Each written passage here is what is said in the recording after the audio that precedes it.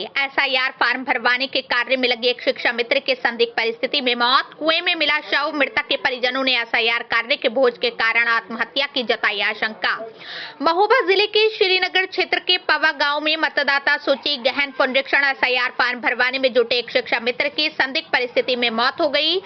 शिक्षा मित्र का शव एक कुएं में पाया गया। मृतक के परिजनों ने एसआईआर कार्य के बोझ के कारण आत्महत्या की आशंका जताई है। हालांकि प्रशासन ने इससे इनकार करते हुए बताया कि शिक्षा मित्र सिर्फ बीएलओ के सहयोग के लिए लगाए गए थे और उन पर किसी भी तरह का दबाव नहीं था। डीएम ने बताया कि विशेष गहन पुनरीक्षण की महत्वता और समय से कार्य पूर्ण करने के उद्देश्य से बूथ संख्या 31 पूर्व माध्यमिक विद्यालय पवा में बीएलओ के अलावा अन्य फील्ड स्टाफ, रोजगार सेवक, पंचायत सहायक सचिव, आंगनवाड़ी कार्यकर्त्री, आशा बहन, शिक्षा मित्र, कोटेदार और लेखपालों को सहयोग के लिए निर्देशित किया गया था। शंकरलाल पवा के विद्यालय में शिक्षा मित्र के पद पर कार्यरत थे, जो विशेष गहन पुनरीक्षण में प्रत्यक्ष रूप से कोई कार्य नहीं कर रहे थे। उन्हें सिर्फ सहयोग के लिए लगाया गया था। वहां पर बीएलओ ब्रजेंद्र सिंह थे और शंकरलाल राजपूत फील्ड टीम का हिस्सा थे। जिलाधिकारी गजल भारद्वाज ने बताया कि बीएलओ ब्रजेंद्र सिंह ने 1344 मतदाताओं के सापेक्ष 909 फॉर्मों का डिजिटाइजेशन और 75 मतदाताओं को अनकलेक्टेबल डिजिटाइजेशन किया। इस तरह 984 मतदाताओं का डिजिटाइजेशन का कार्य पूर्ण कर लिया गया है। उन्होंने बताया कि पवा के प्राथमिक विद्यालय में शंकरलाल शिक्षा मित्र के पद पर कार्यरत थे, जिन्हें बीएलओ के सहयोग के लिए लगाया गया था। इसलिए शिक्षा मित्र पर कोई दबाव नहीं था, क्योंकि वो प्रत्यक्ष रूप से बीएलओ का कार्य नहीं कर रहे थे। उन्हें लोगों को कैसे फॉर्म भरना है, इसके लिए लगाया गया था।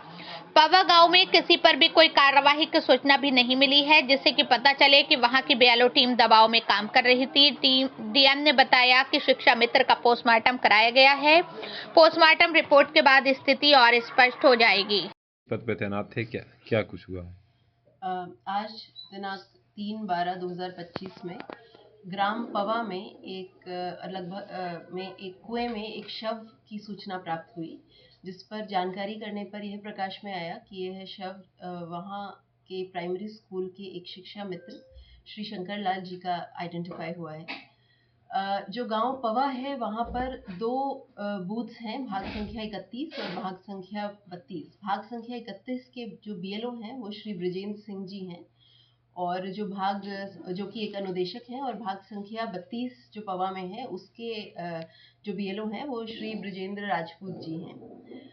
हर गांव में और उसी प्रकार पवा में भी इन बीएलओज को सहयोग करने के लिए, और जो हमारे नागरिक हैं उन्हें एन्यूमरेशन फॉर्म्स में कैसे भरना है ये सहयोग करने के लिए एक 7 सदस्य टीम का हर गांव में गठन किया गया है। इस टीम में हमारे लेखपाल, हमारे ग्राम सचिव, पंचायत सहायक, आशा, आंगनवाड़ी, कुछ सहायक शिक्षक आदि शामिल हैं।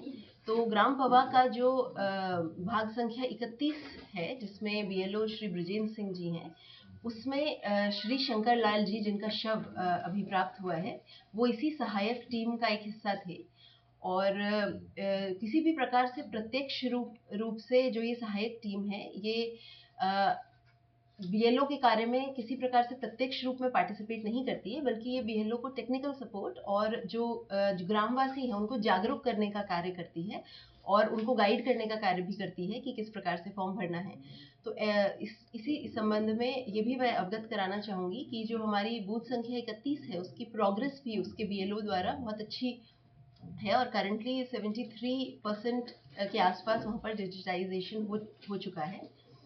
अब तक की गई समीक्षा में कोई भी प्रकार की वहाँ से एडवर्स सूचना या ऐसी कोई बात सामने नहीं आई जिससे ये लगे कि टीम किसी स्ट्रेस में कार्य कर रही थी, बल्कि हमारे यहाँ बहुत ही अच्छे से जो आम नागरिक हैं वो भी और सभी वहाँ के प्रधान, पूर्व प्रधान हमारी टीम्स का सहयोग निरंतर कर रहे हैं, जिस कारण से हमारे ज़िले का डिजिटाइजेशन % भी स्टेडिली बढ़ा है और अब लगभग 80% के आसपास पहुँच गया है। इस के संबंध में ये भी मैं अवगत कराना चाहूँगी कि आज दोपहर शव के बारे में cause of death and time of death को इन्वेस्टिगेट करने के लिए एक पोस्टमार्टम टीम का गठन किया गया है, जिस पर आगे फर्दर रिपोर्ट्स आने के बावजूद नियमानुसार कार्रवाई अमल में लाई जाएगी। मैंने आपको भी बताया कि एक बार हमें पोस्टमार्टम और पुलिस वेरिफिकेशन में ये क्लैरिटी होगी कि उनके डेथ का कॉज क्या है, क्योंकि कुएं में शव मिला है।